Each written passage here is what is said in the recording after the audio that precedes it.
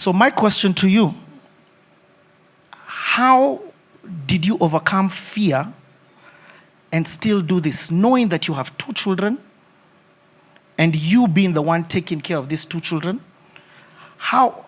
What can you speak to the leaders about this fear as it being a shackle over their lives?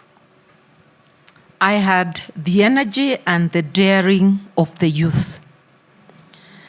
I never sat to really worry about me, but I did prepare my children, who were then under 4 and 2.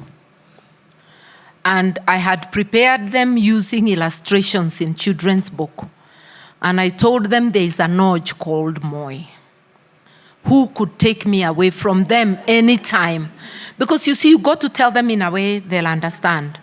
That time I feared jail because we had been taken to court as leadership of the Law Society for the offense of speaking politics.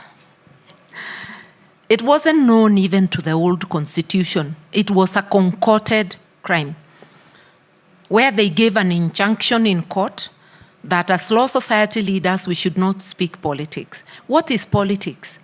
Administration of justice is political. Everything is political.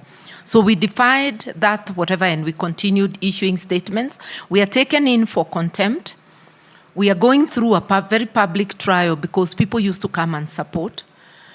And we see the real likelihood of being locked up. So you got to prepare the children that you might be taken away and that you'll come back, not to worry, to just obey their auntie. I was staying with my younger sister, so I sort of had to prepare the children that they're all just going to be with my auntie. There were other attempts, like an attempt to hijack me.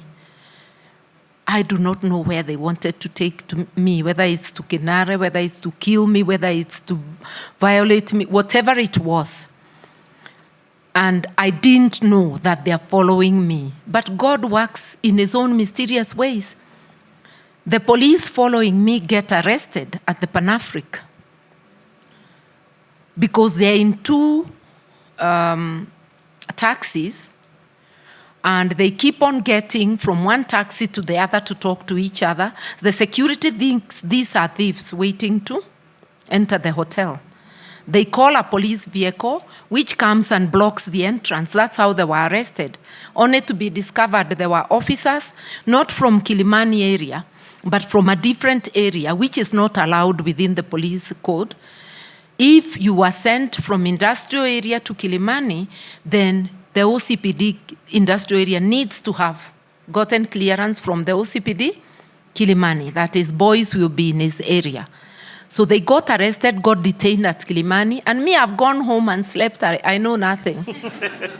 In the morning, a lady I had represented in a criminal case called my name Martha, but she was Martha Jerry. She comes in the morning, very disturbed, and tells me that her husband did not return home overnight and has just returned. And she thinks the information she has gathered, I need to know. That the police have been following me for the last 2 days. They were trying to hijack me the previous night, but were arrested before, because they were waiting for me as I leave to sandwich me in the 2 cars and hijack me. So she told me, and she said the husband was too scared to come. I went to a different coffee house. We saw the husband.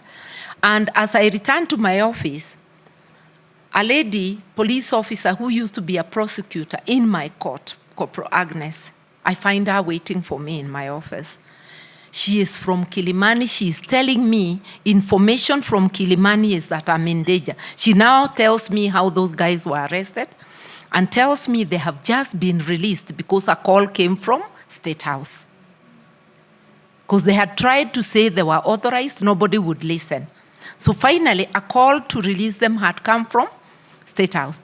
That's when now Corporal Agnes decided she had better come and rescue her sister. So there's some sisterhood in women, don't dismiss it. So those were the circumstances. But I never sat to say I will not do this. It's just that you try to be careful, and you never can be too careful. You can't say the people who were hijacked, murdered, they were not careful. It's just that the gods, for some reason, didn't let it happen to you. And you stay grateful because it's God who watches over us. But I had one thing from them. They said I'm such a terrible driver because I was losing them in traffic for the 2 days. And there wasn't much traffic in Nairobi. And I'm just driving without knowing. But maybe the God in me was making me lose them, Yeah. Okay, let me still stick to this on this fear topic, but now throw it from the aspect of maybe boldness, because as much as you talked and said it was youth, it was the agility or the energy that comes with youth. This is your foundation. I mean, when you walked off the president, when you swaggered off, as you said, and she swaggered off from a rally with the President Moi, till today on Twitter, the way you speak with boldness, how is this a running theme? Because I don't want somebody in this room to think that you just had that at the time of youth. You still have this recurring theme in your life of boldness. I think it's effortless, and it's not something one sits to say, I will be bold. That's who I am. I'll speak my mind. I'll do what is in me, without much thought. And yes, we know there are dangers. But one great danger this country has is the fear of fear. We'll keep fearing. You'll still be bumped when you're fearing.